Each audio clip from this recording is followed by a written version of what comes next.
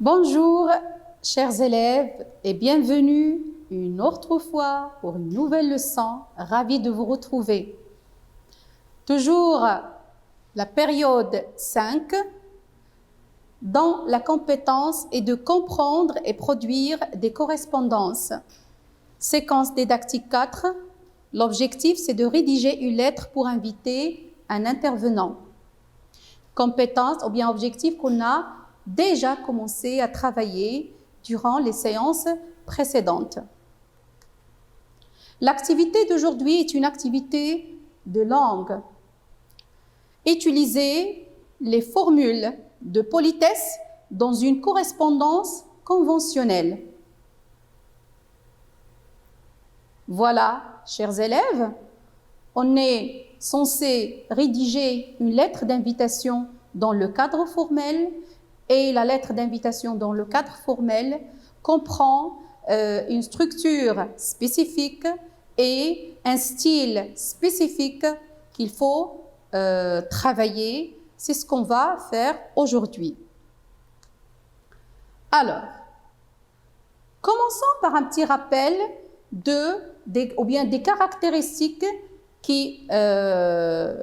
des éléments qui caractérisent la lettre conventionnelle. La lettre conventionnelle se caractérise, je vous le rappelle encore, par une structure et un style spécifique, parce qu'il fait partie des correspondances officielles. Elle se plie à une structure spécifique et à un style un peu élaboré, un style soutenu. Alors, pour la structure, on a déjà parlé durant les séances précédentes des éléments qu'on trouve dans l'entête, les éléments qui constituent le corps de la lettre. Par quoi on termine la lettre, bien sûr, par une formule de clôture et par la signature. Pour le style aussi, il comprend un style spécifique, un style soutenu, et on doit utiliser dans la lettre d'invitation des formules de politesse. Quelles sont ces formules de politesse? C'est ce qu'on va voir aujourd'hui. Consigne 1. Observe les documents suivants et précise leur genre. Alors, vous avez deux documents, vous allez les observer attentivement, puis vous précisez le genre de chacun. Voilà le premier document. Voilà le deuxième document. Alors, pour le premier document, il s'agit d'une carte d'invitation. Voilà. Bien sûr, pour le deuxième document, c'est un mail. Observe les deux documents, puis relève les éléments suivants. Vous relevez, s'il vous plaît, l'expéditeur et le destinataire de chaque correspondance.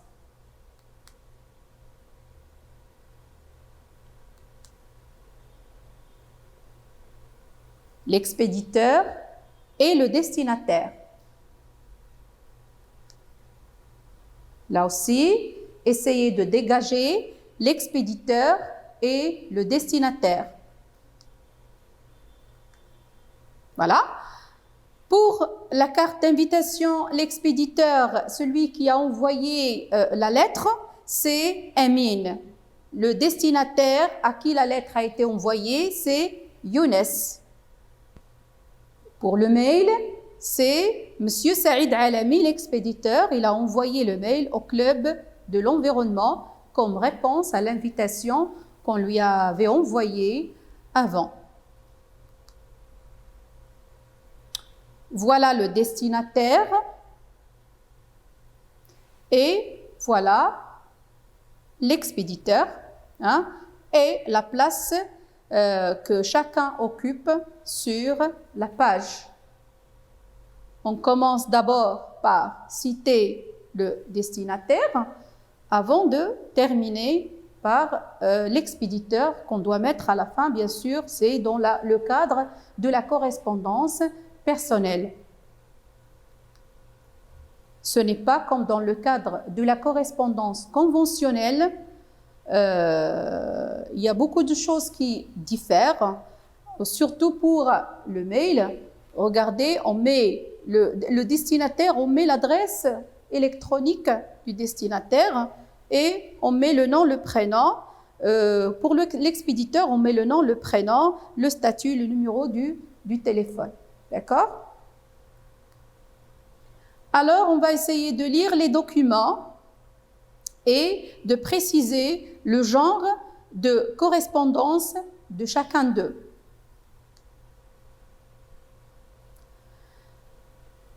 Fès, le 24 janvier 2021. Salut chère Younes, c'est avec un grand plaisir que je t'envoie cette petite carte pour t'inviter à ma fête d'anniversaire qui se déroulera lundi prochain à 18 h. Tous nos potes seront présents. J'espère que tu seras aussi parmi nous. S'il te plaît, n'hésite pas à m'appeler si tu veux en savoir plus sur les festivités. Je te prie d'accepter mon invitation et venir chez moi pour fêter cet événement si cher à mon cœur. Avec toute mon amitié, ton ami Amine. clubenvironnement.ibnrushd@gmail.com. On a dit que c'est le destinataire. C'est une réponse à une invitation. Je lis. Bonjour. En réponse à votre invitation dans laquelle vous me proposez de présenter un exposé sur les problèmes de l'environnement dans notre pays, je voudrais vous remercier pour cette invitation. Ainsi, par ce courriel, je confirme ma participation à votre manifestation. En attendant de vous voir le 20 décembre prochain, je vous réitère mes remerciements et vous souhaite une bonne continuation. Bien cordialement, Saïd Alami, climatologue, CNRC. Voilà. Alors, carte d'invitation, c'est le genre du premier document. C'est une correspondance personnelle entre amis. Pour le mail, c'est une correspondance conventionnelle, correspondance officielle.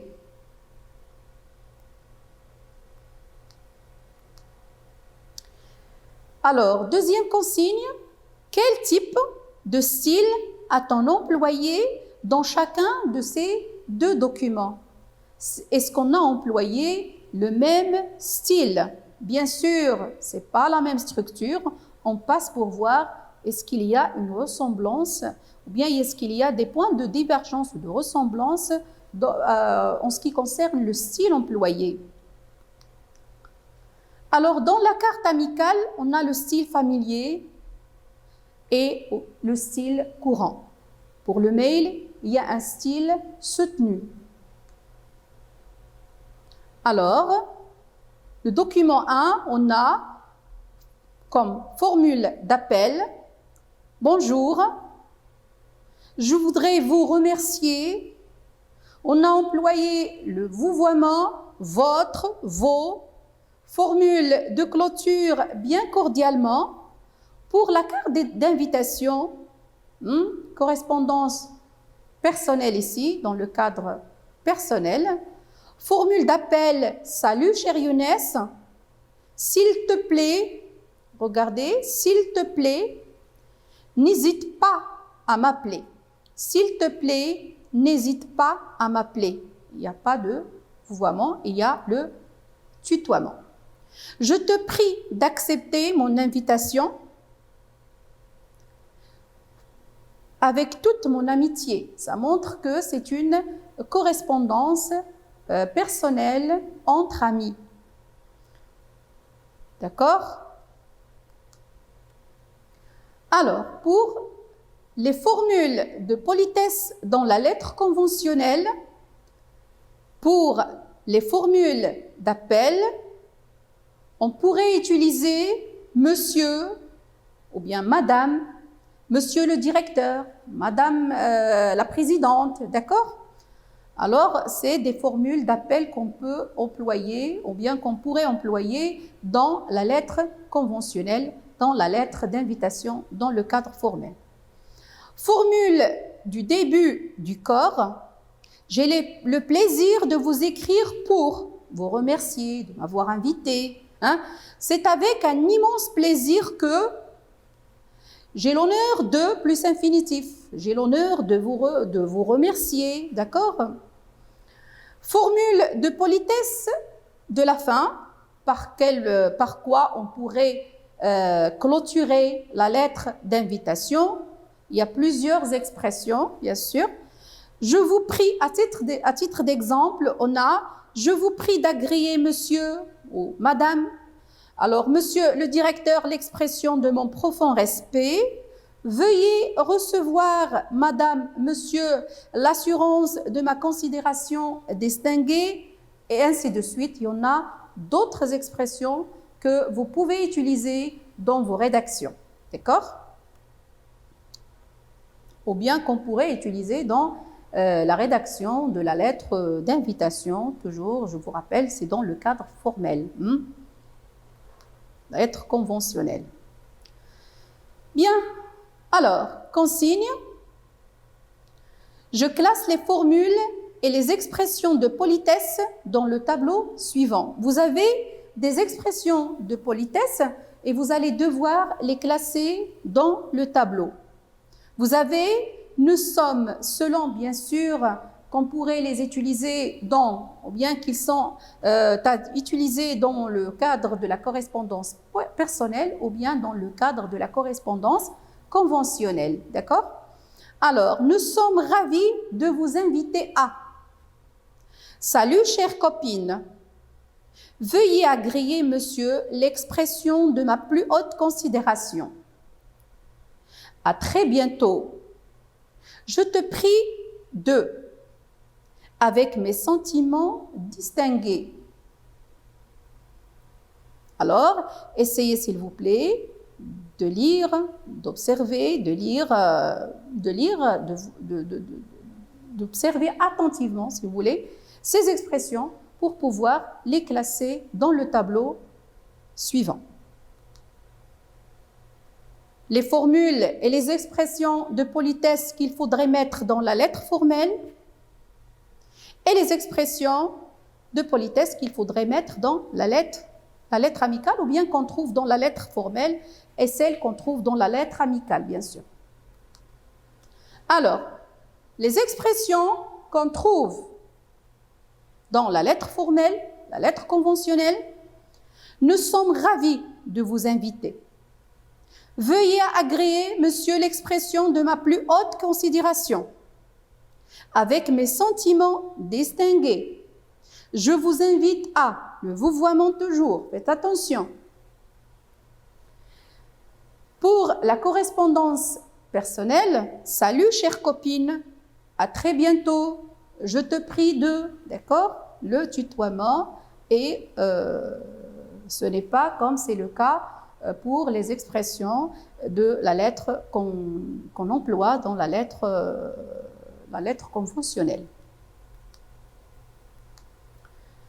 Voilà, dans le cadre du projet de classe, tes camarades te chargent de trouver des formules de politesse pour compléter une lettre d'invitation à un intervenant.